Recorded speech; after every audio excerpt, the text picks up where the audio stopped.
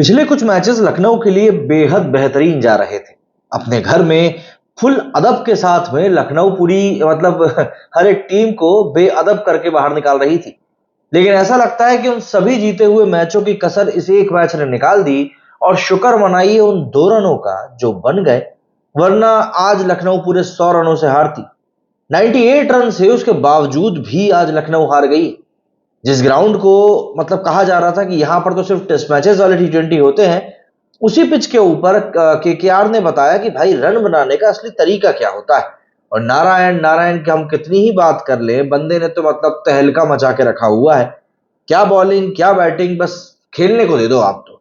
बंदे ने आज एक बार फिर से तूफान मचा दिया और इकाना में जिस तरीके से लोग पिच की बुराई कर रहे थे, उन सबको एक बार फिर से सोचने मजबूर कर दिया कि यार बैटिंग सही नहीं हो रही थी क्या। मतलब सुनील नारायण के बारे में तो जितनी तारीफ की जाए उतनी कम है। और ये दुर्भाग्य है, मैं कहूंगा, वेस्ट इंडीज का कि वो अब उनकी नेशनल टीम की तरफ से नहीं खेलते। कहीं ना कहीं गौतम गंभीर का सुनील नारायण के इस एक बार फिर से हुए कमबैक को लेकर बहुत बड़ा कंट्रीब्यूशन दिया दिया जाना चाहिए, क्योंकि बंदे ने जो कॉन्फिडेंस दिया है। क्योंकि सुनील नारायण ने खुद ही कहा कि जो बैकिंग उनको टीम के सपोर्ट स्टाफ की तरफ से मिलती है वो वाकई में काफी शानदार है, और वही एक माइंडसेट एक खिलाड़ी को चाहिए रहता है। देखिए, ऐसा नहीं कि सुनील नारायण सस्ते में इस सीजन में अभी तक आउट नहीं हुए, बंदा आउट हुआ है, बट उसके बावजूद भी जिस तरीके से उसको बैक किया जा रहा है वो बहुत अच्छा है। फिल सॉल्ट और सुनील नारायण जिस तरीके से टॉप ऑर्डर में आकर शुरुआत दिला रहे हैं, वो कहीं ना कहीं केकेआर के लिए बहुत ज्यादा एक इंपॉर्टेंट एस्पेक्ट बनता जा रहा है। वहीं दूसरी तरफ रिंकू सिंह को क्यों 15 में सिलेक्ट नहीं किया गया है, इसका कारण भी शायद खुद रिंकू सिंह ही दे रहे हैं। एक तरफ शिवम दुबे लगातार फ्लॉप हो रहे हैं, तो दूसरी तरफ रिंकू भैया को भी मौका मिलने के बाद वो कुछ कर नहीं पा रहे हैं। मतलब कि आज के मैच में तो उनको ठीक ठाक बॉलें भी खेलने के लिए मिल गई थी, बट उसके बावजूद भी कुछ ज्यादा बड़ा कुछ कर नहीं पाया। मतलब 11 बॉलों में 16 रन बनाए, जब आज ऊपर भेजा गया था बैटिंग के लिए, लेकिन कुछ हो नहीं पाया उनसे, मतलब ज्यादा कुछ कर नहीं पाया, और 18वें ओवर में वो आउट होकर चले गए। तो ऐसे में बहुत सारी चीजें हैं जो इस समय डिस्कस करने के लिए हैं। बट अगर हम लोग आज के मैच की बात करें, और स्पेशली अगर मैं केकेआर की बात करूं, तो जो एक क्लिनिकल परफॉर्मेंस कही जाती है ना, कि आपकी बैटिंग क्लिक कर जाती है, आपकी बॉलिंग क्लिक कर जाती है, आपके फील्डर्स क्लिक कर जाते हैं, सही समय पर सही टैक्टिक आपकी इंप्लाई हो जाती है, वो सारी चीजें आज केकेआर के साथ हुई हैं। देखिए, कहीं ना कहीं आप स्कोर को भी एक बड़ा दोष दे सकते हैं कि लखनऊ कभी भी इस स्कोर को चेज करने की हालत में नहीं था। बट उसके अलावा भी अगर हम लोग बात करें तो जिस तरह की परफॉर्मेंस आज केकेआर ने दी है वो काफी शानदार है। सुनील नारायण ने मैच के बाद भी अपने इंटरव्यू में बताया था कि ये पिच ऐसी थी कि 200 के आसपास कुछ भी बन जाता तो एक बढ़िया स्कोर होता, बट हम लोग एडिशनल 35 रन चले गए तो अच्छा ही। और वैसे भी आईपीएल में पिछले कुछ दिनों से 200 रन बन नहीं रहे थे, तो फाइनली एक और 200 रन का स्कोर देखने के लिए मिला, जो कि काफी बढ़िया था।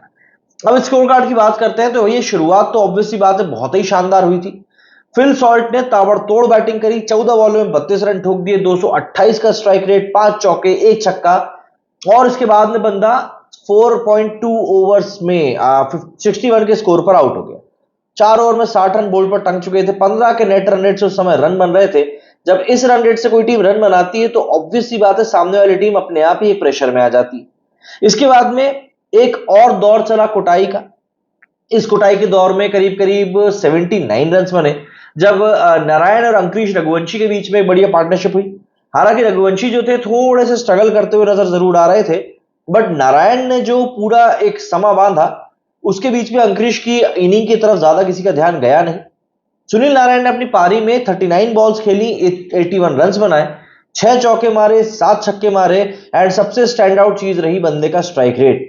207 के स्ट्राइक रेट से सुनील नारायण ने ये कुटाई करी है। एंड मुझे लगता है कि वो बंदा सेंचुरी से मिस कर गया, बट खुशी इस बात को देखकर थी कि ऐसे शॉट पर आउट नहीं हुआ जिसको देखकर आप कहेंगे यार ये क्या खेल दिया। बंदा वैसा ही खेल रहा था जैसा खेल रहा था, बस आउट हो गया, ये हम कह सकते हैं। जब वो आउट हुए तब टीम का स्कोर 140 हो चुका था। इसके बाद रसेल बैटिंग करने के लिए आए, और रसेल आज उतना कुछ खुलकर खेल नहीं पाए। एक चौका एक छक्का मारा, 8 बॉल में 12 रन बनाकर वो भी चलते बने। इसके बाद में कुछ छोटे छोटे कॉन्ट्रीब्यूशन हुए जिनके कारण केकेआर का स्कोर 235 पहुंचा। मतलब इसके बाद में रिंकू सिंह 11 बॉल में 16 रन बनाए, आज उतना सक्सेसफुल हो नहीं पाए। श्रेयस अय्यर 15 बॉलों में 23 रन बनाए, 3 चौकों के साथ में। रमनदीप सिंह ने एक अच्छी पारी खेली, मतलब जो एक लेट बर्स्ट जिसको हम कह सकते हैं ना, वो रमनदीप की इनिंग से ही मिला। 6 बॉलों में 25 रन बने हैं, एक चौका आया है, 3 छक्के आए, 416 का स्टैगरिंग स्ट्राइक रेट रहा। और यही वो कारण रहा कि आखिरी में केकेआर का स्कोर जो 200 के आसपास खत्म होता दिख रहा था, वो सडनली 235 पहुंच गया। अगर हम लोग बात करें तो एक्स्ट्रास भी काफी गए हैं, 13 रन एक्स्ट्रास के दिए गए, तो ये एक बड़ा ड्रॉबैक रहा। बॉलिंग की बात करें तो एलएसजी की तरफ से आज बॉलिंग में नवीन उलहक ने 3 विकेट निकाले, बस खर्च कुछ ज्यादा ही रन कर दिए, 4 ओवर में 50 रन दिए ऑलमोस्ट। इसके अलावा कोई बॉलर इतना कोई खास प्रदर्शन कर नहीं सका। मतलब स्टॉइनिस 14.5 के इकोनॉमी से पिटे, मोहसिन खान 14 की इकोनॉमी से पिटे, नवीन उलहक 12, यश ठाकुर 11.5, कृणाल पंड्या भी 13 की इकोनॉमी से पिटे, रवि बिश्नोई 8.2, एक यही ठीक ठाक रहे। बाकी युद्धवीर सिंह ने 2 ओवर में 24 रन दिए 12 की इकोनॉमी से।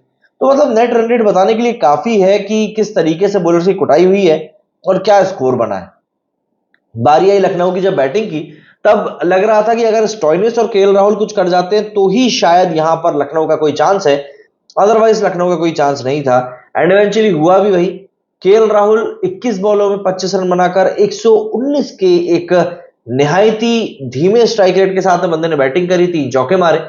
अर्शिन कुलकर्णी जो ओपनिंग करने के लिए आए थे वो कुछ खास कर नहीं सके। इसके अलावा स्टॉइनिस ने थोड़ा बल्ला जरूर घुमाया, 171 के स्ट्राइक रेट से 36 रन बना 21 बॉलों में, 4 चौके मारे, 2 छक्के मारे, बट वो नाकाफी साबित हुआ। और उसके बाद तो फिर झड़ी सी लग गई। मतलब 235 रनों का जो टारगेट सेट था सामने, उस टारगेट को देखते हुए लखनऊ की टीम अपने आप ही एक प्रेशर में आ गई। और तू चल में आया कि फहरिस्त जब शुरू हुई तब ऐसा लग रहा था कि बस हर एक बैट्समैन ये चाह रहा था कि भाई हमको जाने दो यहां से। और यही बड़ा कारण रहा कि 16वें ओवर के ठीक बाद में लखनऊ की टीम 137 पर ही ऑल आउट हो गई। मतलब हर एक सिनेरियो में ये कहा जाता है कि टारगेट कितना ही बड़ा क्यों ना हो, 2 चीजें करनी चाहिए। एक तो आपको टारगेट को चेज करने की कोशिश करनी है, और दूसरी कोशिश ये करनी है कि आप एटलीस्ट 20 ओवर पूरे खेलो। क्योंकि अब लखनऊ ने 20 ओवर पूरे नहीं खेले, 17वें ओवर में ऑल आउट हो गए हैं, तो इससे इनका नेट रन रेट बहुत ज्यादा अफेक्ट होगा। और देखिए, जब बात पॉइंट्स के टैली होने की आएगी ना, तो वहां पर नेट रन रेट पूरा खेल करेगा। और यहां पर लखनऊ के लिए कहीं ना कहीं वही एक प्रॉब्लम बनने वाली है। अभी पॉइंट्स टेबल की बात करेंगे तब उस बारे में और चीज समझ में आएगी। बात करें यहां पर बॉलिंग की, तो लखनऊ के सामने केकेआर की बॉलिंग ऐसा नहीं था कि बहुत ज्यादा ही अच्छी हुई है। मतलब मिचेल स्टार्क एक बार फिर से पिटे हैं आज, 2 ओवर में 22 रन दिए, 1 विकेट लिया। वैभव अरोड़ा ने भी 2 ओवर में 21 रन दिए। तो यहां पर दोनों ही ओपनिंग बॉलर्स तो 10 की इकोनॉमी से ऊपर से ही पिटे। सुनील नारायण ने एक बार फिर से आज बेहतरीन बॉलिंग करी, 4 ओवर में सिर्फ 22 रन देकर 1 विकेट लिया। हर्षित राणा ओके ओके रहे। वरुण चक्रवर्ती आज अच्छे पिटे, लेकिन विकेट 3 निकाल कर ले गए। तो यहां पर जो सिचुएशन बनती दिख रही है वो ओके ओके सी है, हम बस यही कहें तो शायद ठीक रहेगा। लेकिन यहां पर जो एक मोस्ट इंटरेस्टिंग बात जो निकलकर सामने आई है ना, जरा उस बारे में हम लोग बात कर लेते हैं। क्योंकि अगर आप देखें तो एक तरीके से इस समय जो सिचुएशन पूरी बनी हुई है, उस सिचुएशन में आपको समझना यह पड़ेगा कि केकेआर की जो ये पूरी हम लोग सफलता देख रहे हैं, आखिर इसके पीछे सबसे बड़ा कारण क्या है। देखिए, सुनील नारायण जो मोस्ट रन्स बने हैं ना, उस टैली में तीसरे नंबर पर है। 11 मैचों की 11 इनिंग में 461 रन बनाए हैं। सबसे अहम बात यह है कि 41 का स्ट्राइक रेट रहा है, 183 का 41 का एवरेज रहा है, और 183 का यहां पर स्ट्राइक रेट रहा है। यहां पर एक इंपॉर्टेंट बात यह है कि फिलिप सॉल्ट ने भी उतने ही रन बनाए हैं। मतलब 11 मैचों में ऑलमोस्ट 429 रन है, 42 का एवरेज है, 183 का स्ट्राइक रेट है। अब यहां पर इंटरेस्टिंग बात यह है कि ये दोनों ओपनर्स केकेआर के। अब ऐसे में क्या होता है ना, जब आपके ओपनर्स इस तरह बेहतरीन परफॉर्म करते हैं तो सामने वाली टीमों के पास में कुछ जवाब रह नहीं जाता है, और इसीलिए सिचुएशन जो है इस तरह की निकलकर सामने आती है। वहीं दूसरी तरफ अगर हम लोग बात करें कि जब बॉलिंग डिपार्टमेंट की बात आती है तब क्या होता है, तो बॉलिंग डिपार्टमेंट में हम देखें तो वरुण चक्रवर्ती जो है वो 16 विकेट ले चुके हैं। इसके अलावा सुनील नारायण जो बैटिंग तो कर ही रहा है बंदा, लेकिन 14 विकेट भी लेकर बैठा हुआ है। हर्षित राणा भी इस लिस्ट में है 14 विकेट के साथ में। तो एक तरीके से देखें, आंद्रे रसेल, यार आंद्रे रसेल भी 13 विकेट के साथ में है। तो केकेआर की चाहे हम बैटिंग की बात करें चाहे हम बॉलिंग की बात करें, दोनों ही चीजें साइमल्टेनियसली क्लिक कर रही हैं। और वही कहीं ना कहीं एक बड़ा रीजन बन रहा है कि यार ये टीम इतना ज्यादा स्टैंड आउट परफॉर्म कर रही है और इतना डोमिनेटिंग वे में परफॉर्म कर रही है। मतलब वक्त लगा, लेकिन अब केकेआर जो है वो टॉप पर आ चुकी है, टेबल टॉप कर रही है। अगर आपको नहीं पता है तो आपको बता दूं कि दोनों ही टीम केकेआर और राजस्थान दोनों के ही 16 पॉइंट्स है। बस फर्क ये है कि कोलकाता का जो नेट रन रेट है वो +1.4 है, और राजस्थान का जो नेट रन रेट है वो +0.6 है।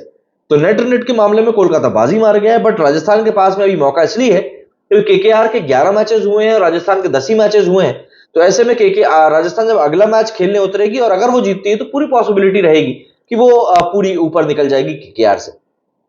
पॉइंट्स टेबल की सिचुएशन कुछ यूं है कि केकेआर और राजस्थान फर्स्ट और सेकंड पोजीशन पे है। आज का मैच जीतने के बाद में चेन्नई थर्ड नंबर पर आ गई, चौथे नंबर पर सनराइजर्स हैदराबाद है। लखनऊ अगर आज का मैच जीत जाती तो उनके लिए प्लेऑफ की जंग थोड़ी आसान हो सकती थी, बट ऐसा हो ना सका। दिल्ली कैपिटल्स भी 10 पॉइंट के साथ में इस समय छठवें नंबर पर बैठी है और उसके बाद बात करने की इतनी जरूरत नहीं है। एमआई टॉप कर रही है नीचे से, तो यहां पर उनके तो बाहर ही होने के पूरी बातें हो चुकी हैं। तो ये सूरत हाल रहा आज के मैच का, काफी मजेदार मैच रहा और सुनील नारायण को देखना काफी ज्यादा इंटरेस्टिंग होता जा रहा है, क्योंकि यार बंदा अलग ही लीग में खेल रहा है ऐसा लग रहा है। क्या विचार है आप लोगों का इस बारे में, कमेंट करके जरूर बताइएगा। मेरे वीडियो फिलहाल उतना ही। जय हिंद, जय भारत।